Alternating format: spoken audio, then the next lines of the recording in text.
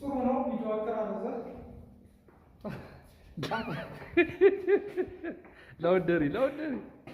ይከላል ተወቀ ላውንደሪ ኦኬ በጣም ቆንጆ ተደርጎ የተሰራ ነው እንደምትገዙ ተስፋ አደርጋለሁ መልካም ቀን